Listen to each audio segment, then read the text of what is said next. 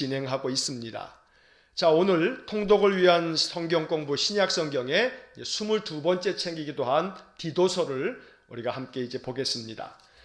프린트물이 없으셔도 여러분 제 설명을 들으시고 그리고 또 성경책의 구절들을 같이 읽으면서 말씀을 같이 우리 보도록 하겠습니다. 주일날 오시게 되게 되면 여러분 주보대 위에 프린트물이 준비가 되어져 있으니까 대면 예배 때 오실 수 있는 분들은 또 프린트물을 받아 가셔서 또 다음 주에도 또 그 다음 주에도 계속해서 좀 이 디도서의 말씀, 아마도 디도서는 3장으로 되어 있기 때문에 오늘 한 번 하고 잘하면 다음 주 한 번 하게 되면 디도서는 끝날 수도 있을 것 같습니다. 자, 오늘 디도서 공부를 이제 하게 되는데 여러분 디도서를 좀 다 펴셔서 디도서 1장 1절서부터 해서 제가 이제 몇 절 이렇게 해서 불러드리면 저랑 같이 함께 큰 소리로 본문을 읽으시면서 함께 우리 디도서를 공부하겠습니다. 자, 먼저 디도서를 전체적으로 우리가 좀 개론적인 것을 좀 배울 필요가 있는데, 자, 디도서를 한마디로 이야기하면 제가 이 통독을 위한 성경 공부 프린트물을 지금까지 쭉 준비해 드리면서 맨 첫 번째 1번 첫 번째 줄이 바로 그 성경책을 한마디로 요약할 수 있는 아주 핵심 주제 문장이 된다고 말씀을 드리면서 계속해서 그렇게 프린트물을 공부해 왔습니다. 제가 첫 번째 줄을 한번 읽어 드리겠습니다. 디도서는 그레데 섬에서 목회하는 디도에게 보낸 목회 지침서, 신앙 지침서이다. 자, 이게 디도서입니다. 디도서는 그레데 섬, 조금 이따가 이제 지도를 한번 보여드리겠습니다만 그레데 섬에서 디도라고 하는 사람이 목회를 했습니다. 이 디도는 바울이 내 믿음의 영적인 아들이라 여기는 그런 사람입니다. 여러분, 바울이 서신 속에서 내 아들이라고 표현하는 사람은 디모데가 있었고 또 디도가 있습니다. 이 젊은 디도라고 하는 사람을 바울이 그레데 섬에 남겨두면서 그곳에서 목회하도록 했는데 바로 이 젊은 목회자인 디도에게 바울이 편지를 보낸 겁니다. 그래서 이 디도서는 우리가 지난번에 계속 공부해왔던 디모데 전서, 디모데 후서, 그리고 디도서 이 세 권의 책을, 이 세 권의 이 편지를 목회서신 이렇게 부릅니다. 목회자인 디모데에게 또 목회자인 디도에게 보낸 목회 지침서라는 겁니다.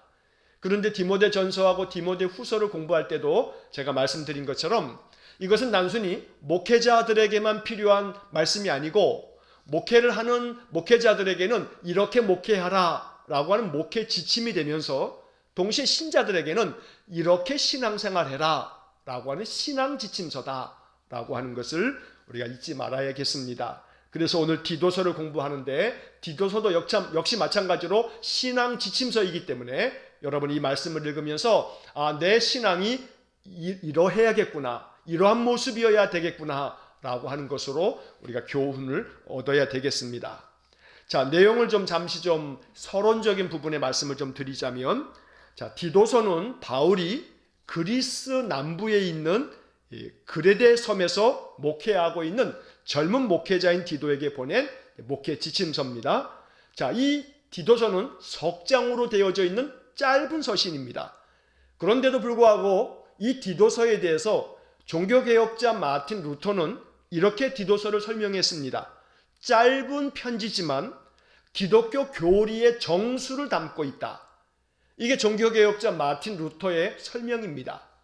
그러니까 마틴 루터는 이 디도서를 비록 석장으로 되어져 있는 짧은 책이긴 하지만 이것은 기독교 교리를 온전하게 담고 있는 기독교 교리의 정수다라고 이렇게 표현할 만큼 바울이 이 디도서를 통해서 우리 기독교 신앙의 가장 중요한 내용을 여기서 말씀하고 있다는 것입니다. 나중에 바로 그 말씀 3장에 이제 그런 말씀이 나오게 되는데 아마 다음 주쯤에 이제 그 기독교 교리의 정수라고 이야기했던 바로 그 부분을 우리가 공부하게 될 것입니다. 자, 제가 이제 잠시 이제 화면을 좀 보여드리겠습니다. 여러분 유튜브로 지금 영상 예배 드리시는 분들은 이제 화면에 지도 하나가 이렇게 보일 겁니다. 자, 그 지도에 보시게 되면 이제 지중해를 중심으로 해서 주변 나라가 그림이 이렇게 나타나게 됩니다. 자, 지중해에 그레데 섬이라고 하는 곳이 있습니다. 여러분 화면을 보시면 제가 그 중간에 빨간 동그라미를 쳐놓은 것이 있습니다. 파란색은 바다이고요. 그 위에 약간 초록색을 띠고 있는 것은, 이 초록색은 평야가 있기 때문에 바로 육지가 되고, 그리고 그 밑에 남쪽에는 아프리카 땅입니다. 하얗게 지금 색깔이 표시되어져 있죠. 자, 그 한 가운데 보시게 되면 동그랗게 제가 빨간 원을 하나 그려놨는데 그게 바로 그레데 섬입니다. 지금으로 이야기하면 지금은 그레데 섬이라고 말하지 않습니다. 그레데라고 안 하고 지금 이름은 크레타라는 섬입니다. 크레타. 자, 이 크레타 섬에서 이 디도가 목회를 했습니다. 여러분 그 지도에 보시게 되면 위에 왼쪽 위에 보시게 되면 이탈리아가 있죠. 마치 장화처럼 생겨져 있는 이탈리아. 바로 거기 로마도 그 위에 있고요. 자, 이탈리아 반도가 거기 있고요. 자, 이탈리아 반도 바로 오른쪽으로 조금 오면 가운데쯤에 마게도냐라고 하는 그러한 지명을 보실 수가 있을 겁니다. 자, 마게도냐라고 써 있는 바로 그 지역이 빌립보도 있었고요. 그 밑에 데살로니가도 있었고요. 이렇게 우리가 빌립보서, 데살로니가 전서, 후서, 바로 그곳이 마게도냐라고 하는 그 지역에 세워져 있는 그런 교회들입니다. 자, 마게도냐 반도 그 밑에 보게 되면 그리스라고 써 있는 부분이 있을 겁니다. 자, 이 그리스라고 하는 바로 이곳에 고린도도 있고요. 아덴도 있고 그렇습니다. 그래서 그리스라고 하는 이 지역, 바로 마케도냐 반도가 있고 그 밑에 보면은 지중해 쪽으로 해서 그레데 섬이 있습니다. 자, 그리고 그리스 쪽으로 해서 오른쪽으로 좀 더 가시게 되면 커다란 땅이 하나 있는데 바로 터키 땅입니다. 지금으로 말하면 터키 땅이고, 옛날에는 이 터키 땅을 대부분 다 뭐라고 불렀냐면 아시아라고 불렀습니다. 그래서 여러분 성경에 아시아라고 하는 말이 나오면 그것은 지금으로 이야기하면 터키 땅이다 라고 이렇게 이해를 하시면 됩니다. 자, 그리고 터키 땅 맨 지도의 오른쪽에서 밑으로 내려오시다 보면 조그만 글씨로 이스라엘 이렇게 써 있을 겁니다. 이스라엘. 바로 그것이 이스라엘 땅이고요. 자, 그 밑으로 내려가시게 되면 시내 반도라고 하는 곳이 있습니다. 이 시내 반도 바로 거기가 시내산이 있는 곳입니다. 자, 그리고 왼쪽으로 조금 가시면 이집트 이렇게 써 있을 겁니다. 자, 이집트는 바로 애굽. 성경에는 애굽이라고 되어 있고 지금은 이집트라고 되어져 있는 겁니다. 자, 그럼 다시 이 지도를 보시면서 지도 맨 가운데 그레데 섬, 바로 여기서 지금 바로 디도가 목회를 하고 있었던 겁니다. 이 그레데 섬에서 목회하고 있는 이 디도에게 바울이 보낸 편지가 바로 이 디도서인 것입니다. 여러분 이 지도에서 그레데 섬, 뭐 조그맣게 화면이 작기 때문에 여러분 보시기 좀 불편하시겠습니다만 이 그레데 섬의 면적이 어느 정도 되냐 하면 8,300제곱킬로미터가 됩니다. 자, 8,300제곱킬로미터가 우리나라로 비교를 하자면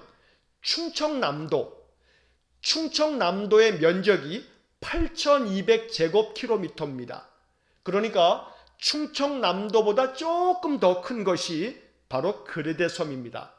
충청북도보다는 작고 충청남도보다는 조금 큰 그러한 곳이 그레데 섬입니다. 자, 이 그레데 섬에서 디도가 목회하고 있었는데 그 목회적인 이 그레데 섬의 환경이 사실은 그렇게 좋지 않은 그런 환경이었습니다. 자, 이렇게 여러분 이제 지도를 보셨으니까 이제 지도를 이제 내려주시고, 자, 여러분 이제 이 그레데 섬 지도를 이제 보셨으니까 이 그레데 섬은 주후 1세기경, 그러니까 AD 한 100년 그 어간까지도 이 섬의 주민들은 사실 굉장히 정직하지 못하고 부도덕한 사람들로 아주 유명한 곳이 그레데 사람들입니다. 그래서 심지어 이런 말도 있었습니다. 그레데 사람처럼 행동한다. 너 왜 이렇게 그레데 사람처럼 행동하냐? 이렇게 표현하면 이게 무슨 말이냐면 너 진짜 거짓말장이구나 라고 하는 그런 관용구였습니다. 그러니까 그레데 사람 그러면 거짓말쟁이, 이것과 같은 그런 의미로 그 당시 사용되었다는 겁니다. 그런 점에서 봤을 때 이 그레데 섬이라고 하는 것이 얼마나 그곳 사람들이 도덕적이지 못하고 늘 거짓말만 아주 그냥 무성하게 하는 그런 사람들인 것을 우리가 이렇게 엿볼 수가 있는 것이죠. 자, 그런데 이 그레데 사람들이 이제 성경에 등장하는 그런 부분이 있는데 사도행전 2장 11절에 그레데 사람이라고 하는 말이 나옵니다. 자, 이 그레데에서 디도가 목회를 하고 있는데 그러면 바울이 그레데에 가서 전도를 했는가? 사실 그렇지 않습니다. 디도가 가서 전도해서 그레데를 전도하여 교회를 세웠는가? 이것도 아닙니다. 그러면 그레데에 어떻게 믿음의 사람들이 생겨졌는가? 바로 그것은 사도행전 2장 11절에 보게 되면 사도행전 2장은 오순절 성령 강림이 있었던 그런 사건을 기록하고 있는 게 사도행전 2장입니다. 자, 그런데 마가의 다락방에서 예수님의 사도들과 많은 제자들이 모여서 성령 받기 위해서 간절하게 기도했죠. 우리 주님께서 이 성을 떠나지 말고 아버지가 약속하신 것을 너희들 기다려라, 이렇게 말씀하시고 승천하셨기 때문에 제자들이 마가의 다락방에 모여서 무엇을 약속하신 건가, 무엇을 주시려고 하시는 건가, 마음속에서 궁금함 속에서 계속해서 간절하게 밤낮으로 기도했습니다. 그때 오순절에 그 마가의 다락방에 성령이 임했습니다.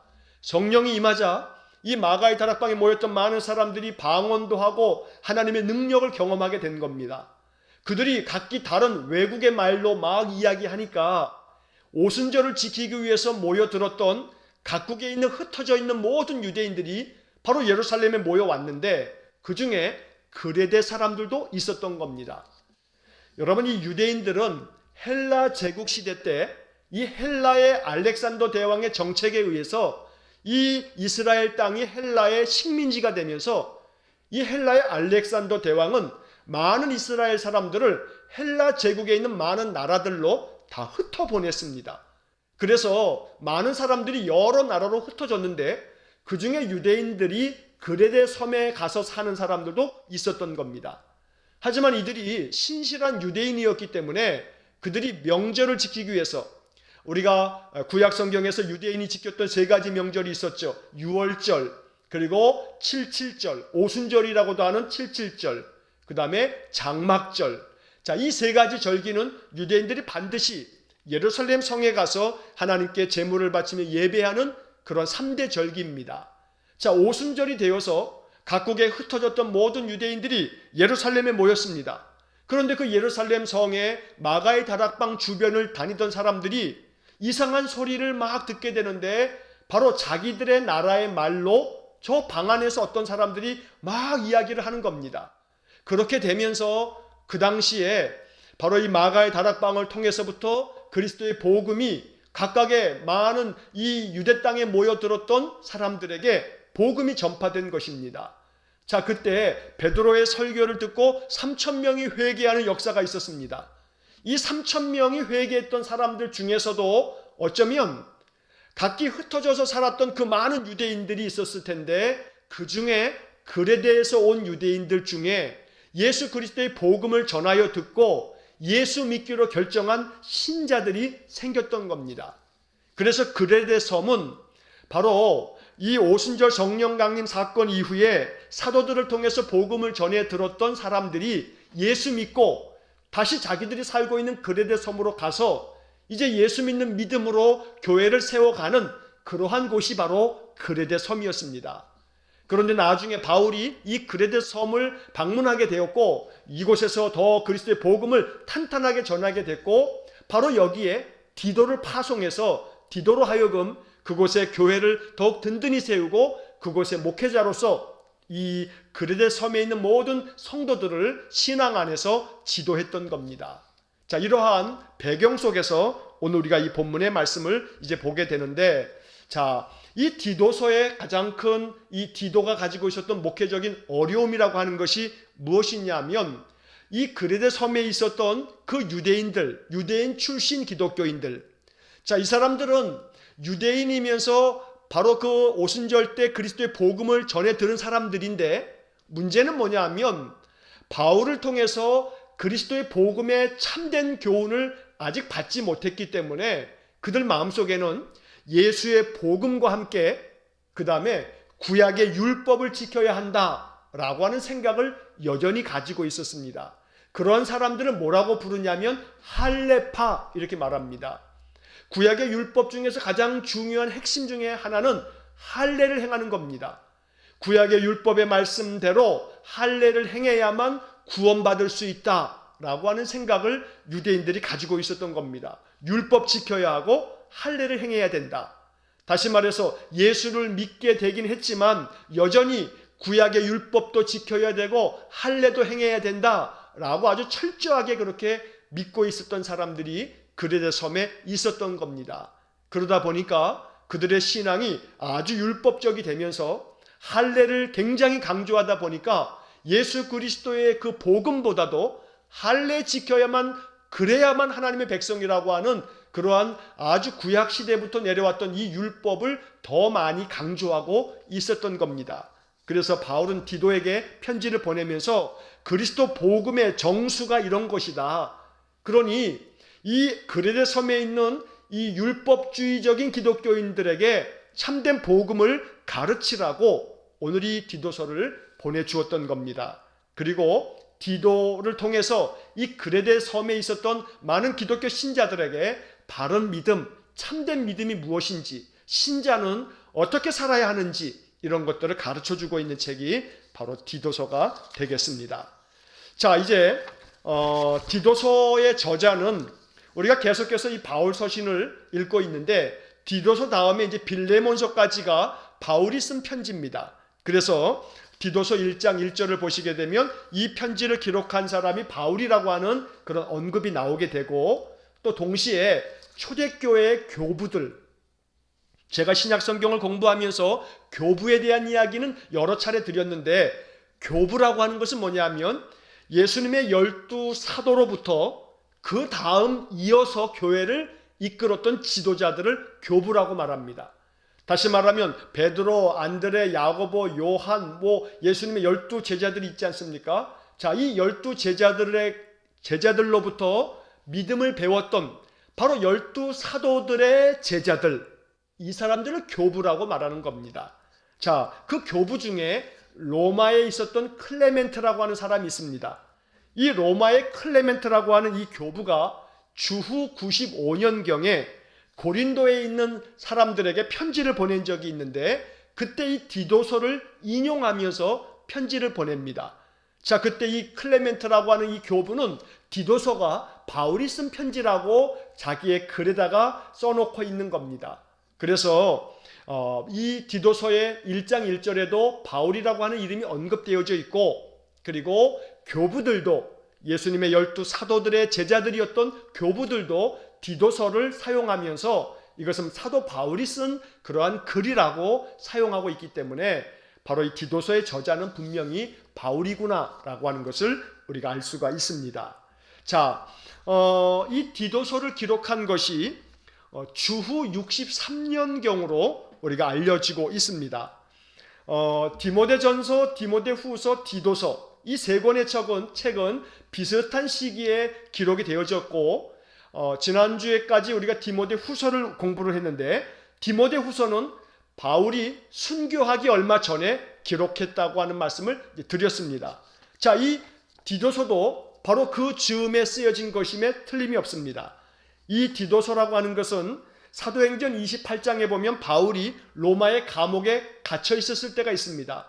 첫 번째 갇혀 있었던 1차 투옥인데 사실 이때는 가택연금입니다. 집에서 꼼짝 못하게 했던 겁니다. 자, 그러다가 바울이 한번 풀려난 적이 있습니다. 그래서 사도행전 28장에서 바울이 감옥에 갇혔다라고 하는 표현이 나오는데 그때는 자기가 머물러 있는 집에 그저 가택연금, 집에서 못 나오는 그러한 때로 한 2년 정도를 그렇게 보냈고 그 다음에 잠시 자유의 몸으로 풀려나왔을 때가 있습니다. 자, 그리고 풀려나온 바울은 에베소에 갔다가 마게도냐를 갔다가 그리고 그 디도를 그레데 섬에다 남겨둔 다음에 바울은 다시 고린도를 지나서 그리고 저 스페인까지 복음을 전하러 갑니다. 자, 그리고 스페인에서 돌아오는 길에 바울이 바로 이 로마의 네로 황제에 의해서 붙잡히게 되고, 그때 붙잡힌 다음에 바울은 지하 감옥에, 이제는 진짜 감옥 같은 저 아주 어둠이 가득한 지하 감옥에 바울이 갇히게 된 겁니다. 그리고 얼마 지나지 않아서 잠시 풀려나왔을 때 디모데 후서를 기록하면서 이제 바울이 그리고 다시 한번 투옥이 되면서 이제 순교를 당하게 되는 겁니다. 자, 그때가 바로 주후 63년 경이고 바로 디도서가 그때 기록되었다는 겁니다. 자, 이제 이러한 디도서에 대한 전반적인 배경을 우리가 이해하시고 이제 본문의 말씀을 살펴보도록 하겠습니다. 자, 여러분 디도서 1장 1절서부터 우리 내용을 한번 보시겠습니다. 성경책을 다 펴셔서 집에서 온라인으로 여러분 예배 드리시니까 여러분 마스크 다 벗으신 채로 성경을 한번 큰 소리로 한번 저랑 같이 읽어 보시겠습니다. 자, 먼저 디도서 1장 1절과 2절 앞부분에까지를 한번 같이 읽겠습니다. 하나님의 종이요 예수 그리스도의 사도인 나 바울이 사도된 것은 하나님이 택하신 자들의 믿음과 경건함에 속한 진리의 지식과 영생의 소망을 위함이라. 자, 여기 1절과 2절의 말씀에 보면 하나님의 종이고 또 예수 그리스도의 사도인 나 바울이 지금 이렇게 사도가 된 것은, 그것은 왜 그러냐 하면 하나님께서 택하신 사람들의 믿음, 그리고 하나님이 택하신 사람들이 경건해지도록, 그리고 그들이 진리의 말씀 속에서 그들의 영적인 지식이 더 풍성해지도록, 또 동시에 영생의 소망을 좀 가질 수 있도록 그들을 깨닫게 하기 위해서 내가 사도가 되었다, 이렇게 바울이 말하고 있는 겁니다. 하나님의 진리를 깨닫는 일을 돕기 위해서 내가 사도가 되어서 이렇게 보냄을 받은 것이다 라고 바울이 자기 자신의 사도임과 사도의 역할을 말씀하고 있는 것입니다. 자, 여기서 우리들은 이 사도라고 하는 말을 다시 한번 정리를 합니다. 사도라고 하는 말은 헬란 말로는 아포스톨로스라고 하는 말입니다. 아포스톨로스. 자, 이 아포스톨로스라고 하는 이 말은 우리말로 번역하면 보냄을 받은 자라는 뜻입니다. 보냄을 받은 자. 하나님께서 보내신 겁니다. 다시 말해서 이 사도라고 하는 말은 심부름 꾼이라고 하는 뜻과 같은 겁니다. 하나님이 심부름을 시키기 위해서 보낸 사람, 이 사람이 바로 사도입니다. 자, 그런 점에서 오늘 우리는 이러한 믿음의 고백을 가져야 합니다. 나도 예수 그리스도의 사도다. 여러분, 사실 지난번에도 말씀드렸지만 바울은 예수님을 직접 만난 적이 한 번도 없습니다. 엄밀하게 이야기하면 바울은 예수님의 사도가 아닙니다. 예수님으로부터 선택받은 그런 제자가 아닌 것입니다. 자, 그런데 예수님께로부터 직접 선택받은 제자, 사도는 아니지만 바울은 다메섹 도상에서 영적으로 예수님을 만났습니다. 그리고 그는 자기 자신을 사도라고 일컫습니다. 스스로 자기를 사도라고, 나는 분명히 주님께로부터 택함받은 사도다, 이렇게 말하였던 겁니다. 자, 오늘 우리들이 이러한 사도에 대한 이 성경의 말씀을 배우면서 마음속에 기억해야 할 것이 있습니다. 나도 사도다. 왜냐하면 주님이 나를 부르셨다고 나는 확신하고, 나는 주님을 만났기에 나도 사도다 라고 이렇게 믿음으로 고백해야 되는 겁니다. 자, 그러면 내가 사도라고 하는 것은 좀 전에 말씀드린 것처럼 사도는 보내심을 받은 자, 내가 사도다라고 고백할 때는 나도 보내심을 받았다, 이렇게 마음속에 믿고 고백하고 선포해야 합니다. 나도 보내심을 받았다. 하나님이 나를 택하셔서 나도 사도로 나를 보내셨다라고 하는 겁니다. 어디로 보내셨냐 하면 가정으로도 보내셨고, 우리의 교회로도 보내셨고, 여러분의 일터로도 보내셨고, 여러분들이 살고 있는 그 삶의 자리로 하나님이 우리를 보내신 것입니다. 그렇기 때문에 언제나 우리들의 마음속에 사도의식이 있어야 됩니다. 사도라고 하는 생각이 있어야 한다는 겁니다. 내가 그리스도의 사도로서 지금 여기에 보냄을 받았다. 그래서 나는 여기에서 그리스도의 사도답게 행동해야 하며 그리스도의 사도의 사명을 감당해야 된다. 이러한 마음이 우리 안에 있어야겠다는 것입니다. 자, 이렇게 해서 바울이 자기 자신이 사도가 된 것은 하나님께서 택하신 사람들을 믿음으로 세우고 경건하게 만들고 그들에게 진리의 말씀으로 그들의 영적 지식을 채워주고 그리고 영생의 소망을 전해주기 위해서 하나님이 나를 사도로 택하셨다라고 이야기를 하고 있습니다. 자, 그 다음에 4절 말씀을 보겠습니다. 4절, 디도서 1장 4절 같이 함께 읽겠습니다. 같은 믿음을 따라 나의 참 아들 된 디도에게 편지하노니 하나님 아버지와 그리스도 예수 우리 구주로부터 은혜와 평강이 내게 있을지어다. 자, 바울이 지금 디모데에게 편지한다고 말하고 있습니다. 그런데 디모데에 대해서 말하기를 나의 참 아들 된 디도에게 편지하노니, 앞서도 말씀드린 것처럼 바울은 그의 편지에서 나의 참된 아들이다 라고 말하는 사람이 두 사람 있었습니다. 디모데하고 그리고 오늘 본문의 디도입니다. 이 젊은 디모데와 디도를 바울이 굉장히 사랑하고 신뢰했습니다. 그들에게 복음으로 그들을 가르쳤고 그들로 하여금 목회할 수 있도록 만들었던 겁니다. 자, 이 영적인 아들 디도, 오늘 이 나의 참 아들 된 디도라고 하는 이 말씀을 보면서 우리는 마음속에 주님께서 내 마음을 두드리시면서 너의 영적 자녀는 누구냐라고 주님이 묻고 있는 겁니다. 너의 영적 자녀, 네가 영적으로 거듭나게 만들고 영적으로 돌보고 있는 자녀가 누구냐라고 하는 것을 우리에게 묻고 있는 겁니다. 여러분, 이 말씀 앞에서 우리들이 좀 더 마음을 넓힌다면 우리가 비록 내가 전도한 사람이 아닐지라도 내가 이 사람을 잘 돌보면 그러면 그 사람에 대해서 나는 영적인 부모 역할을 감당하는 겁니다. 자, 카톨릭에는 영적으로 대부가 있습니다. 이것은 그 사람의 영적인 삶을 지도하는 역할을 하는 신앙의 선배를 일컫는 말입니다. 이 대부라고 하는 것이 참 좋은 믿음의 제도처럼 여겨집니다. 다시 말해서 카톨릭에서는 신앙생활을 할 때 이 초보 신자에게 믿음의 선배를 연결시켜 주어서 1대1 관계로 믿음을 잘 본받아 갈 수 있도록 관계를 만들어 주는 겁니다. 우리 교회가 그러한 모습을 갖는 것이 참 필요하겠다는 생각을 하게 됩니다. 자, 디모데에게 있어서 디도에게 있어서 영적인 아버지는 바울이었습니다. 그렇다면 오늘 우리에게 있어서 우리 또한 어떤 누군가의 영적 어머니가 되고 영적 아버지가 될 수 있어야 되는 겁니다. 다시 말하면 여러분들이 영적으로 계속 누군가를 위해서 기도해주고 영적으로 그 사람을 돌보아주고 믿음 안에서 그 사람의 신앙을 살펴주고 그러면 그 사람에게 있어서 여러분들은 영적인 부모가 된다는 것입니다. 여러분, 내가 자녀를 낳지 않아도 입양을 해서 내 자녀로 그 사람을 받아들인다면 내 자녀가 되는 거 아닙니까?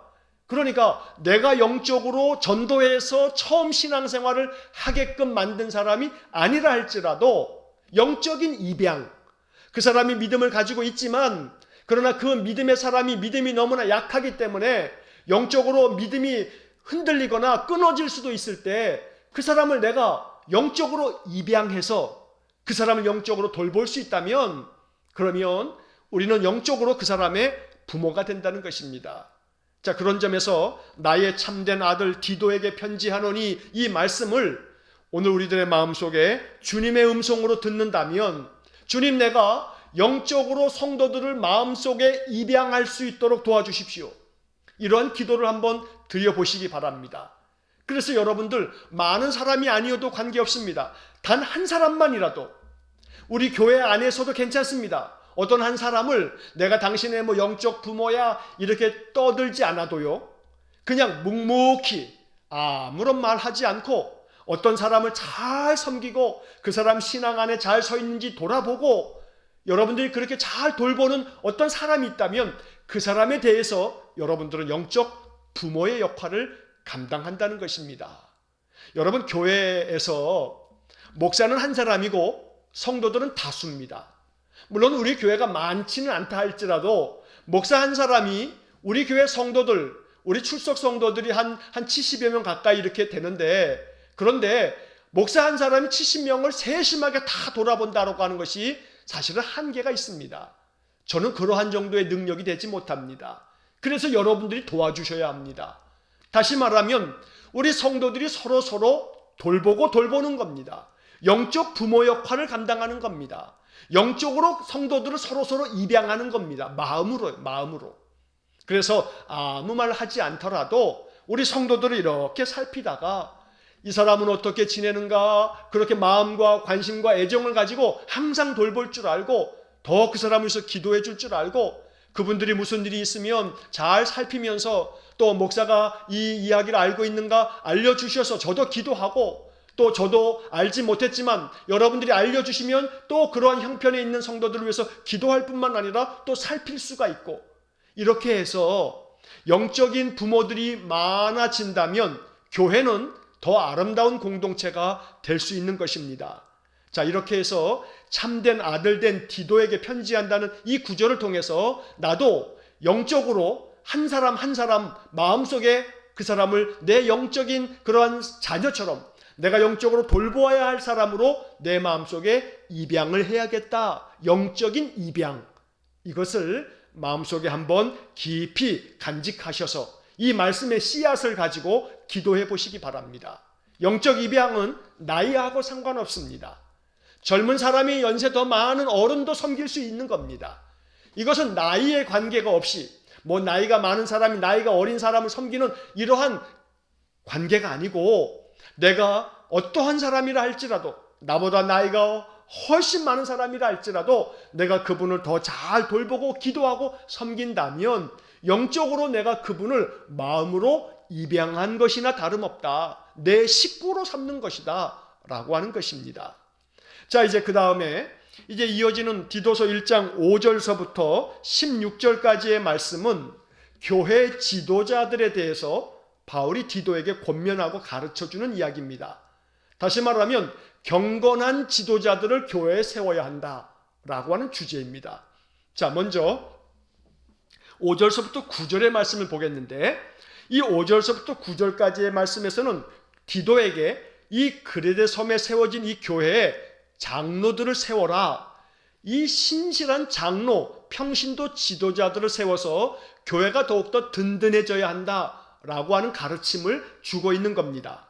자, 그래서 장로들은 이러한 사람들이 되어야 한다라고 말씀하고 있는데, 자, 이것은 다시 한번 말씀드립니다만, 이것은 장로를 세울 때 필요한 말씀이구나. 그러면 이 말씀들은 장로님에게만 해당되는 이야기구나. 이렇게 생각하면 안 됩니다.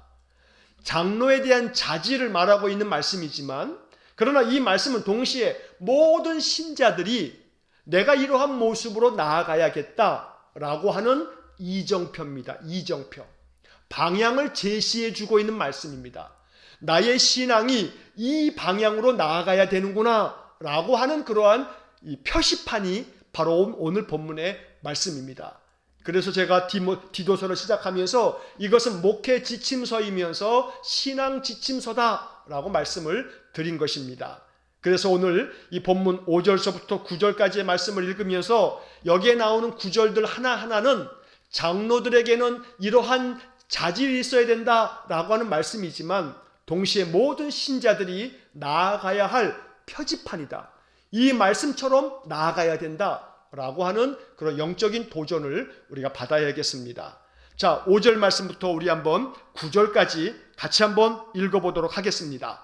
내가 너를 그레데에 남겨둔 이유는 남은 일을 정리하고 내가 명한 대로 각 성의 장로들을 세우게 하려 함이니, 책망할 것이 없고 한 아내의 남편이며 방탕하다는 비난을 받거나 불순종하는 일이 없는 믿는 자녀를 둔 자라야 할지라.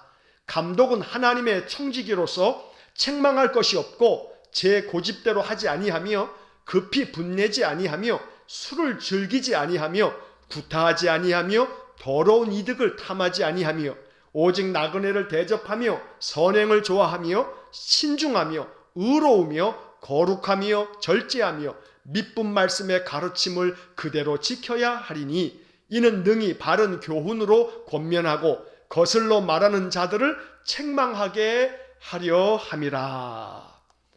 자, 여기에 이제 각 성의 장로들을 디도야 네가 세워야 된다 하고 말하면서 장로들을 세울 때에는 이런 사람들이어야 한다라고 말합니다.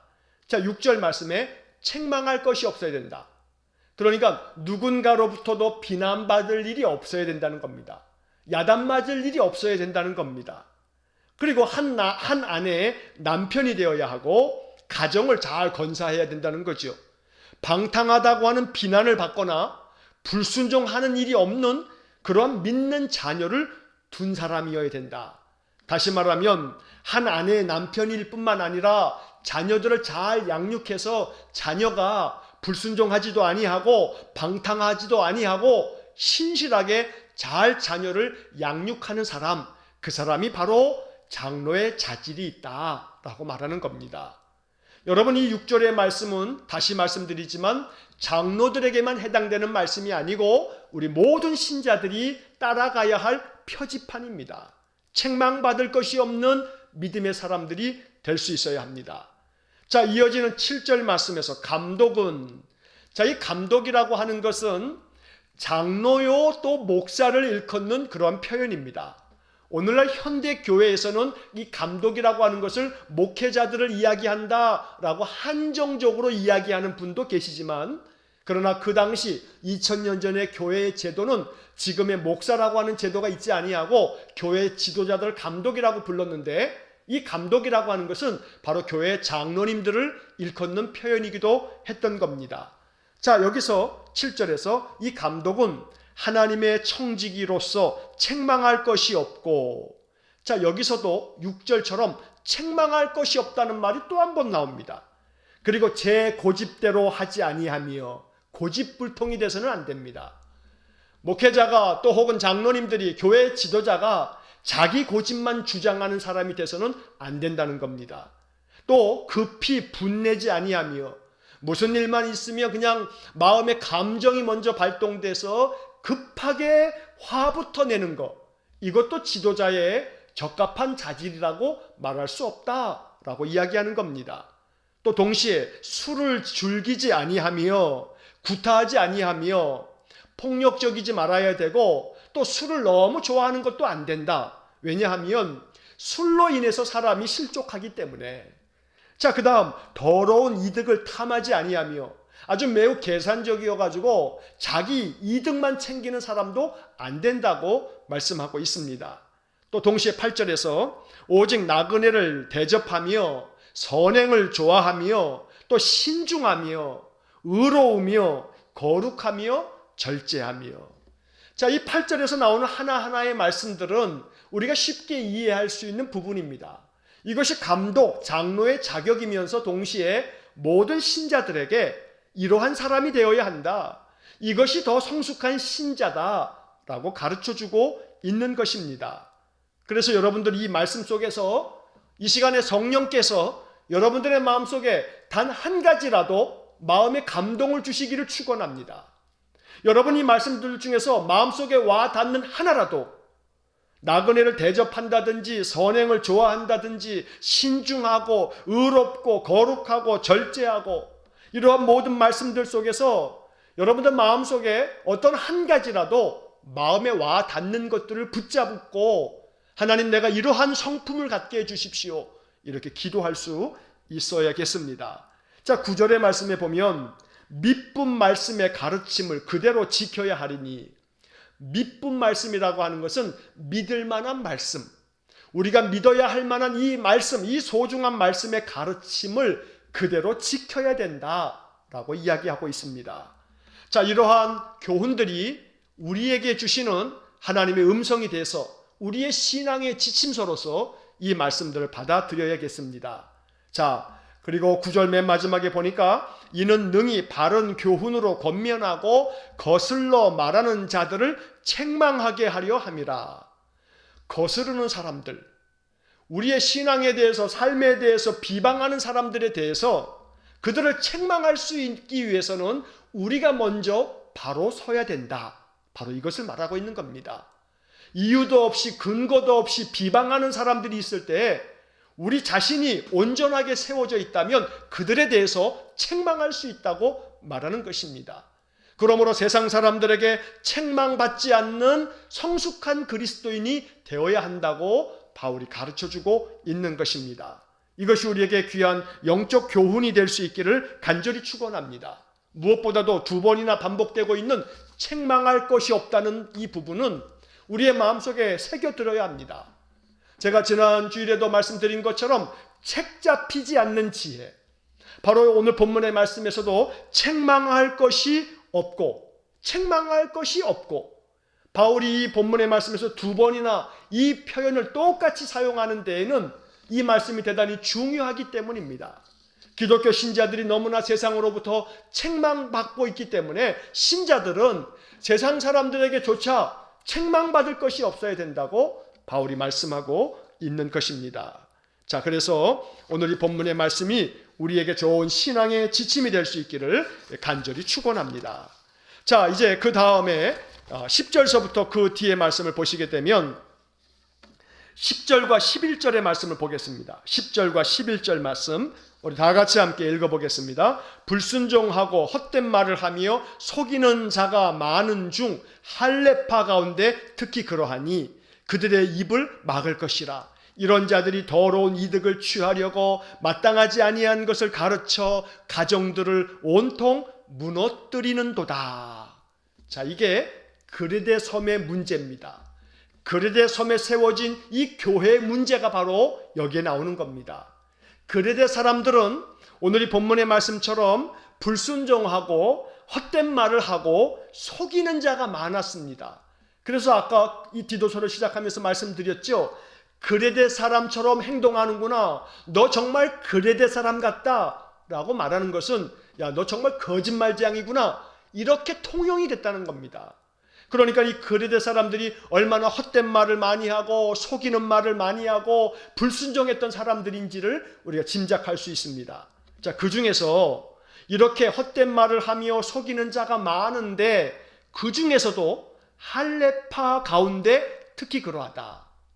자, 여기서 할례파라고 하는 말이 나오는데 이 할례파라고 하는 것은 바로 예수의 복음을 받아들였지만 여전히 율법을 지켜야 되고 할례를 행해야 된다고 생각하는 사람들.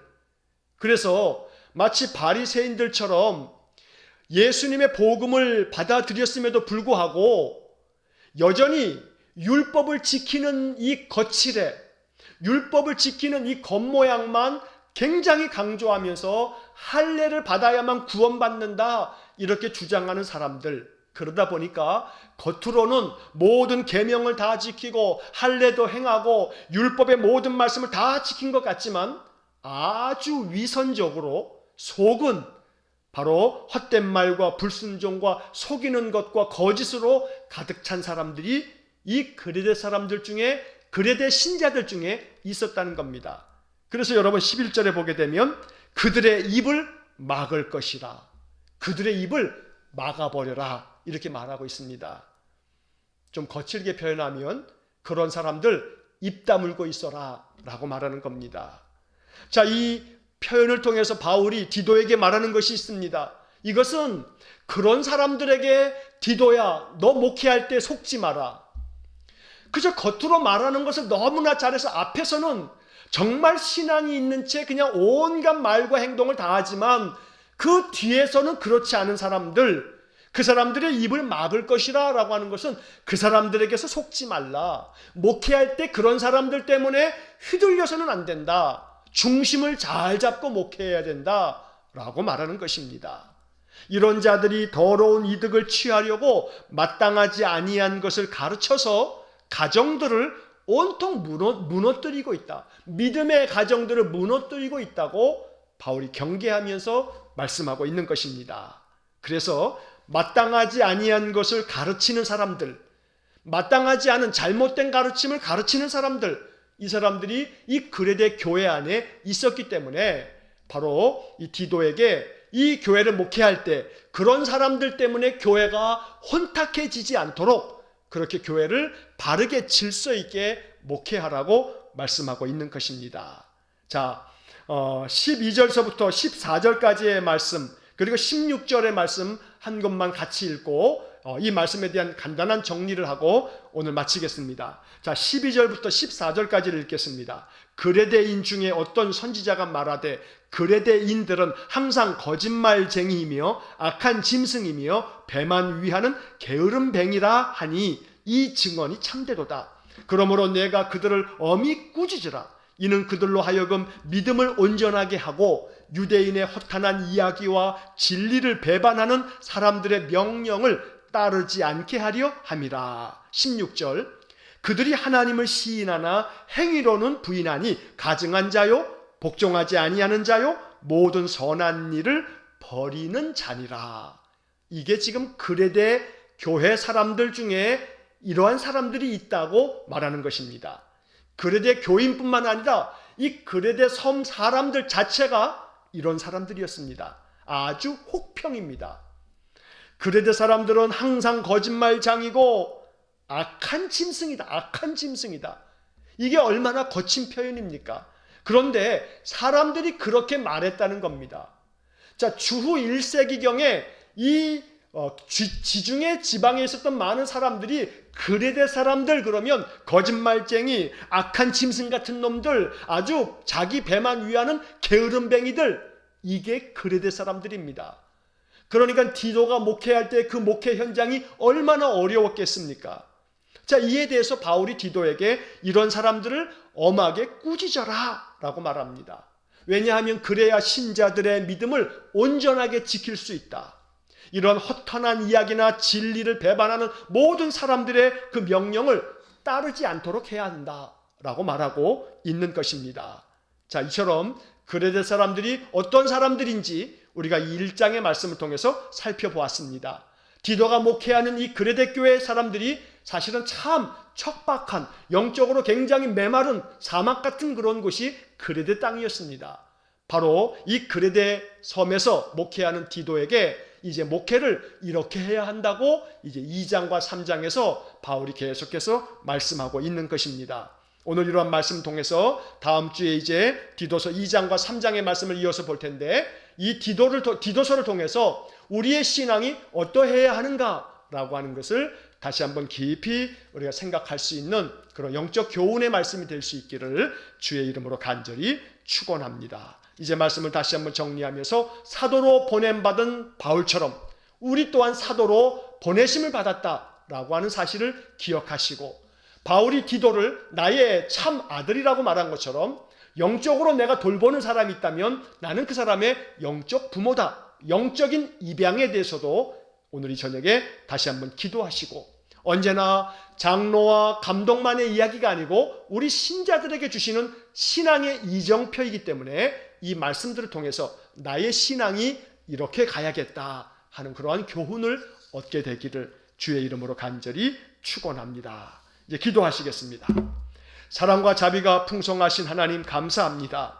오늘도 이 수요일 저녁에 말씀 안에 서서 그 말씀을 나의 삶에 적용하면서 말씀을 통해서 내게 주시는 영적 교훈을 마음 깊이 묵상하는 우리 성도들에게 한량없는 은혜를 주시기를 원합니다. 말씀이 우리에게 주는 영적 교훈을 마음 깊이 묵상하고 말씀을 나의 삶에 이루어가는 신실한 믿음의 사람들 되게 해 주옵소서. 예수님 이름으로 기도하옵나이다. 아멘. 우리 구주 예수 그리스도의 은혜와 하나님 아버지의 극진하신 사랑과 성령의 교통하심이 날마다 말씀을 통해서 영적인 성숙을 이루고 우리 주 예수 그리스도의 신실한 사도가 되어 이 땅에 보냄받은 사명 감당하기를 소원하는 머리 숙인 믿음의 사람들 위에와 또한 저들 가정과 온 식구들 위에 주의 몸된 교회 위에 이제로부터 영원토록 함께 하시길